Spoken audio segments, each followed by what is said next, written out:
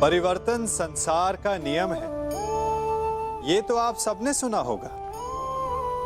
हम सब समय के साथ परिवर्तित होने का दंभ भरते हैं और आर्थिक रूप से संपन्न भी हो जाते हैं। परंतु क्या वास्तव में यही परिवर्तन है? नहीं। घर में, जीवन शैली में, खान पान में परिवर्तन अस्थायी है। कुछ महत्वपूर्ण है तो सोच का परिवर्तन। समय के साथ अपनी सोच को भी बदलें। जिस प्रकार केवल वस्त्र बदल लेना स्नान नहीं माना जाता, उसी प्रकार दिखावे का परिवर्तन समाज को शुद्ध नहीं करता। शुद्धि के लिए आवश्यक है मन का परिवर्तन। क्योंकि जो गतिमान है वही मनुष्य है, जो स्थिर हो गया वो पाषाण है, और जो समय के साथ अपनी सोच ना बदले वो शमशान है।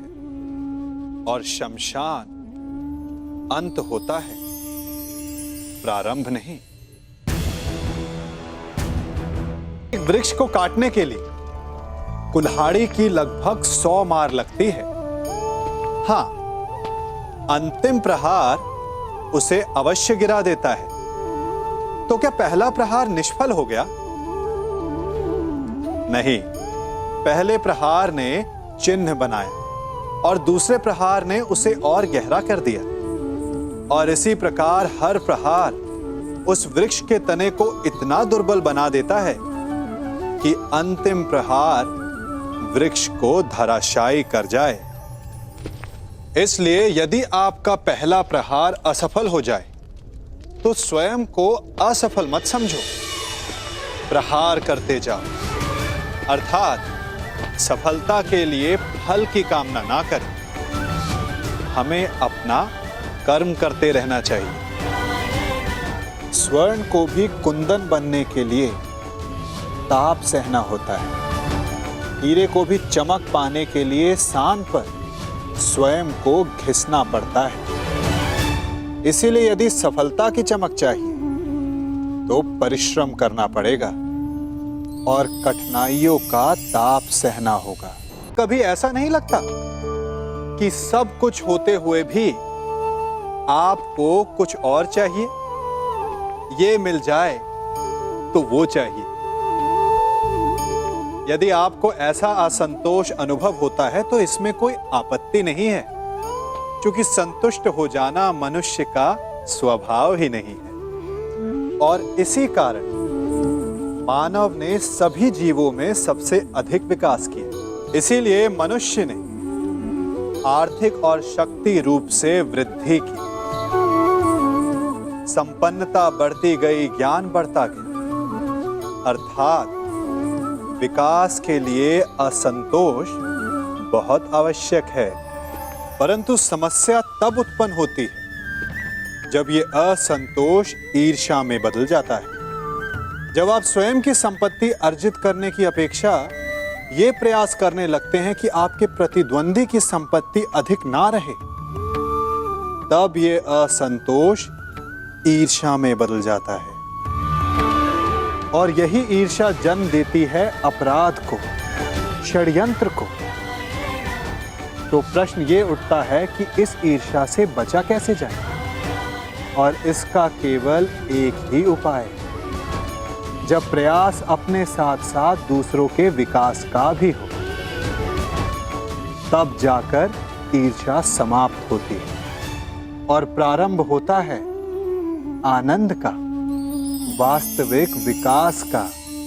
के जीवन में कई बार ऐसा होता है कि हम लक्ष्य के बिल्कुल निकट होते हैं, परंतु अचानक हमारे मार्ग जैसे बंद हो जाते हैं या फिर हम भ्रम में फंस जाते हैं।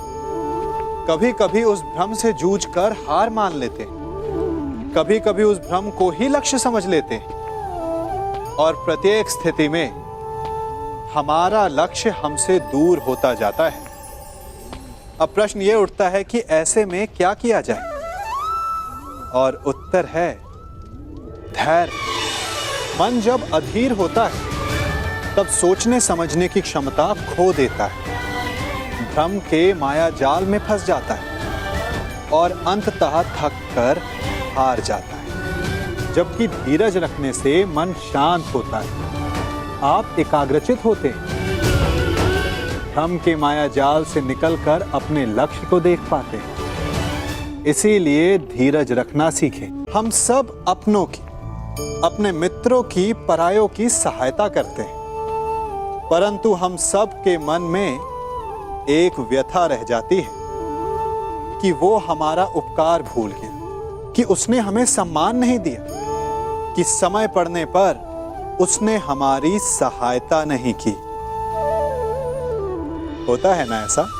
अब प्रश्न ये उठता है कि क्या हमें उपकार भुला देना चाहिए या नहीं? और उत्तर भी दो हैं, हां भी और ना भी। हमें दूसरों पर किए गए उपकार को भुला देना चाहिए, परंतु यदि किसी ने हम पर उपकार किया है तो उसे नहीं भुलाना चाहिए। यदि दूसरों पर किए उपकार भुला दिए तो अपेक्षा नहीं रहेगी, अपेक्षा नहीं रहेगी तो वो टूटेगी नहीं, मन कुंठित नहीं होगा, और स्वयं पर किए गए उपकार को स्मरण रखा तो उसे चुकाने के लिए सदा तत्पर रहेंगे, उपकार करने वाले के कृतज्ञ रहेंगे, तब भी मन प्रसन्न रहेगा। और यदि हम सभी ऐसा करने लगे तो सबके मन को संतोष रहेगा।